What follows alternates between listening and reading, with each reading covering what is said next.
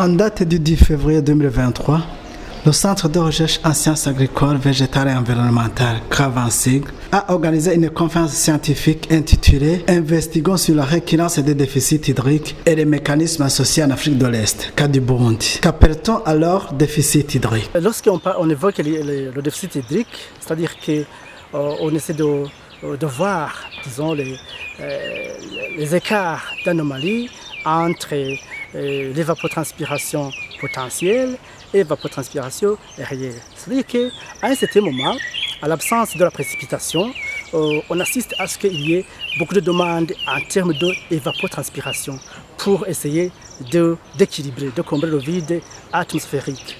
Du moins, dans ce cas, le pourcentage d'évapotranspiration est carrément supérieur à l'évapotranspiration qui est réelle. Et dans ce cas, cet écart crée un déficit, donc diminution sensible de la quantité d'eau dans le sol. Et puis après, ça s'enchaîne avec la sécheresse, du moins des conséquences sur les plantes, sur la végétation, les écosystèmes et sur aussi les ressources en eau. Bon, voilà, c'est ça le déficit hydrique.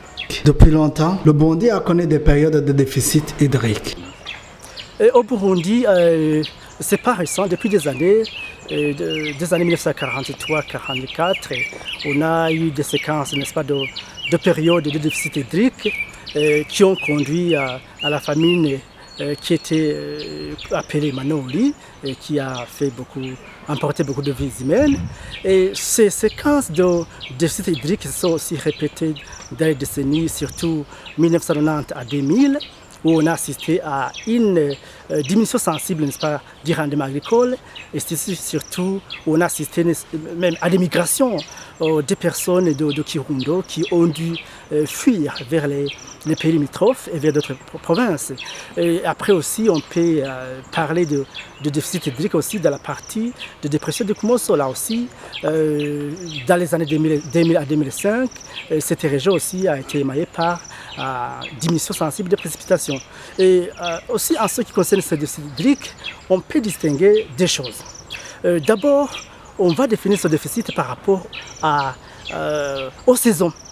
Surtout, c'est la saison culturelle A, ou appelée Agatasi, ou simplement la petite saison de pluie, qui va de septembre à décembre, où on a souvent affaire ou en enregistre, n'est-ce pas, des cas de déficit hydrique, surtout dans la partie nord du Burundi. Mais les tendances montrent que même les zones de haute terre, notamment, disons, la bande de la crête congonile, les escarpements du Migwa, ces dernières années aussi, la tendance de précipitation est décroissante. Le déficit hydrique est expliqué par beaucoup de facteurs. Le déficit hydrique est expliqué par beaucoup de facteurs, mais je dois souligner surtout les facteurs qui sont externes d'abord, et puis revenir sur les facteurs internes.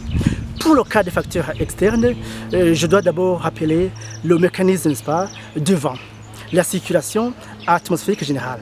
Logiquement, dans la logique, le Burundi est alimenté par, n'est-ce pas, des masses d'air chargées d'humidité qui proviennent de l'océan Indien. Et ce sont ces derniers qui, quand même, contribuent aux précipitations du Burundi. Mais avec le contexte actuel des changements climatiques, il y a un décalage. On assiste aussi à d'autres phénomènes comme le phénomène El Niño et le phénomène La Nina, et le phénomène aussi du dipôle de l'océan Indien ou IOD, qui aussi influe sur, n'est-ce pas, le déficit hydrique au Burundi.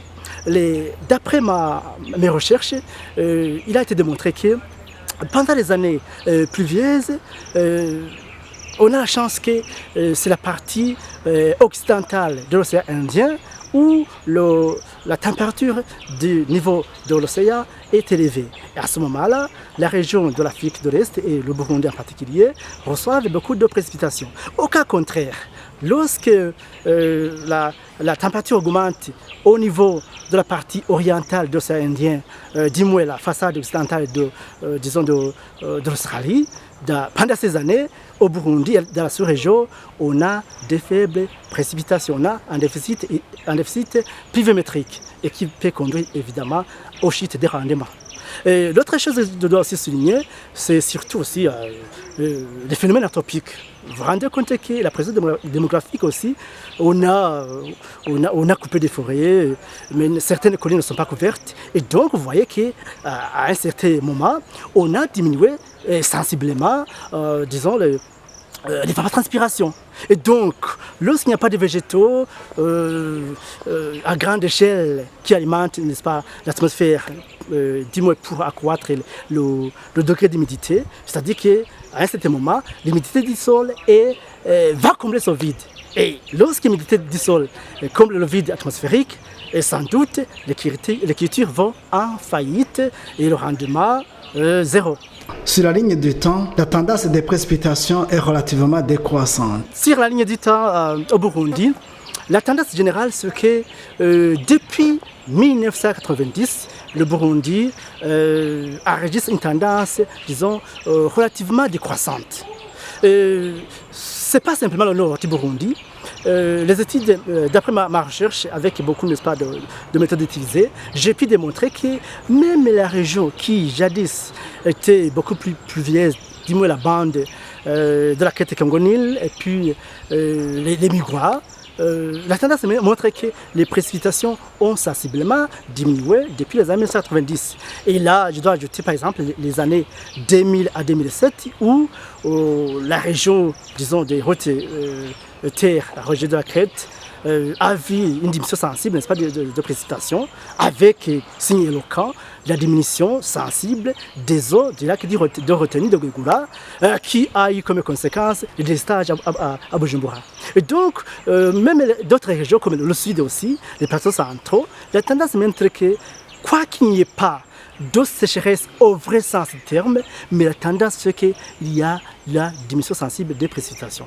Et deux fois, sans doute, surtout pendant la saison A, saison culturelle A, de septembre à décembre, presque dans toutes les zones du Burundi, il y a quelques décalages, n'est-ce pas, de précipitations.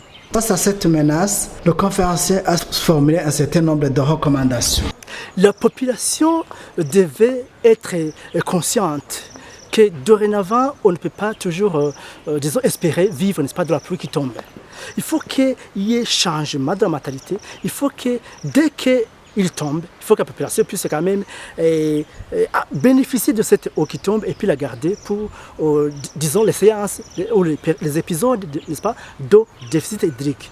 Donc, il faut que le gouvernement contribue alors dans la sensibilisation des populations, même donner un appui pour qu'on puisse garder l'eau qui tombe. Garder l'eau qui tombe, qui nous servira lorsqu'il y a un moindre déficit ou moindre retard de précipitation. Ça, c'est du côté de la population. Être sensibilisé et changer leur manière, n'est-ce pas, de vivre, surtout nos agriculteurs. Quant au gouvernement, je demanderai au gouvernement, n'est-ce pas, d'intégrer ces extrêmes dans les politiques, savoir que dans tout ce qu'on planifie, qu'il y a la tendance, n'est-ce pas, de déficit hydrique, mais qu'à côté, dans le contexte actuel des changements climatiques, soit il pleut intensément, ou soit il ne pleut pas. Donc le gouvernement devait prendre des mesures, n'est-ce pas, d'adaptation dans les deux cas. Est-ce que lorsqu'il ne pleut pas, que faire?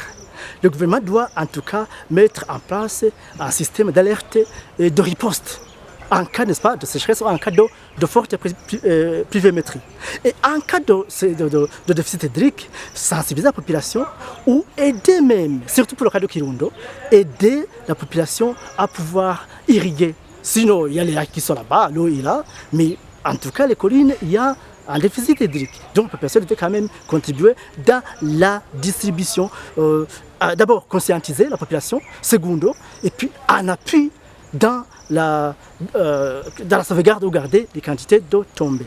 Alors, pour les intervenants, disons, d'autres domaines, je crois qu'il est temps que les chercheurs, le gouvernement et autres intervenants s'assoient ensemble. Parce que les questions qui nous hantent, ce sont ces questions, n'est-ce pas, dues à ces événements climatiques extrêmes.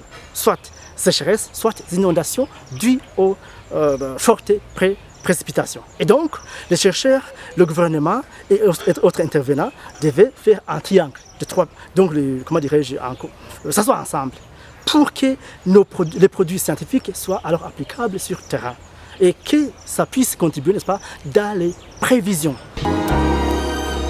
Merci.